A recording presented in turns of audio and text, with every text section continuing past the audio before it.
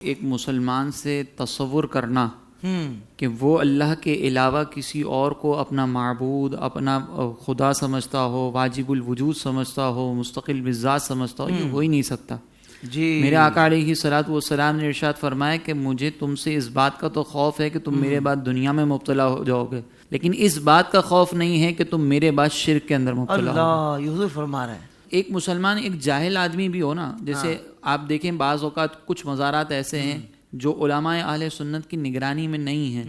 تو وہاں پر آپ جا کے دیکھیں گے نا تو کچھ جہالا وہ آپ کو خرافات میں مبتلا نظر بھی ہیں۔ جی جی جی جی آپ اس جاہل آدمی سے بھی پوچھیں گے نا کہ اگر تم مزار پر سجدہ کر رہے ہو تو کیا یہ خدا ہیں؟ تو بولتے ہیں نہیں، خدا نہیں ہے۔ ہم اس سجدے کو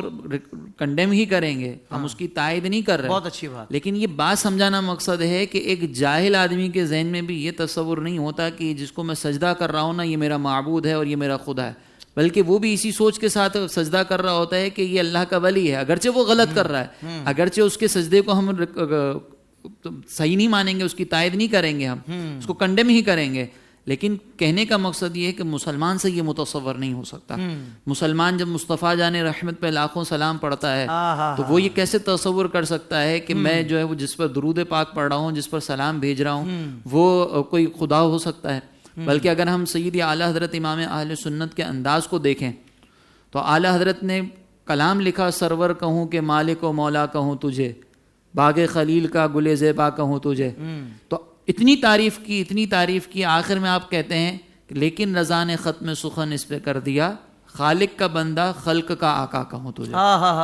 یعنی یا رسول اللہ آپ کی تعریفات ہم نے کی ہیں، آپ کا ہم نے مقام و مرتبہ بیان کیا، لیکن یہ نہیں ہو سکتا کہ کوئی آپ کے بارے میں ان تعریفوں کو سننے کے بعد یہ سوچ میں مبتلا ہو جائے کہ آپ مستقل بالذات ہیں۔ نہیں، ہمارا نظریہ یہ ہے کہ آپ خالق کے بندے ہیں، مخلوق کے آقا ہیں۔ کیا کہنے ہیں۔ اسی طرح جب آپ دیکھیں اعلیٰ حضرت نے اس بات سے منع فرمایا ہے کہ ہم سرکار علیہ الصلوۃ والسلام کے لیے عالم الغیب کا لفظ استعمال کریں۔ سرکار علیہ الصلوۃ والسلام صاحب علم غیب ہیں لیکن عالم الغیب نہیں ہیں۔ وجہ اس کی یہ بیان فرمائی کہ عالم الغیب وہ ہوتا ہے کہ جو تمام تر جزئیات کے ساتھ مستقل طور پر غیب کو جانتا ہو، اور یہ شان تو اللہ تبارک و تعالیٰ کی ہے۔ تو میرے آقا علیہ الصلوۃ والسلام صاحب علم غیب ہیں لیکن عالم الغیب نہیں ہیں۔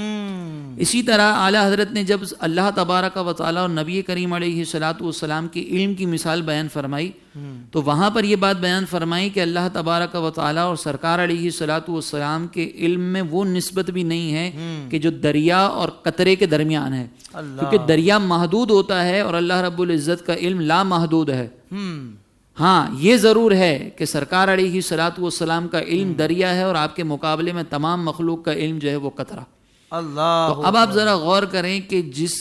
مسلک کی تعلیم یہ ہو، جس مذہب کی تعلیم یہ ہو کہ ہم نبی مکرم صلی اللہ علیہ وسلم کی تمام عظمتوں کو تسلیم کرنے کے باوجود بھی یہ نہیں مانتے کہ سرکار علیہ الصلوۃ والسلام واجب الوجود ہیں یا سرکار علیہ الصلوۃ والسلام کے جو کمالات ہیں وہ مستقل ہیں، تو پھر یہ کیسے تصور ہو سکتا ہے کہ اس مسلک کے ماننے والے جو اس طرح کی گمراہی میں اور اس طرح کی غلاظت کے اندر مبتلا ہو جائیں؟ یہ ہو ہی نہیں سکتا۔ اللہ انفرادی طور پر اگر کوئی اپنے طور پر یہ عمل کرتا ہے تو یہ اس کا اپنا ذاتی عمل ہے، یہ کسی ایک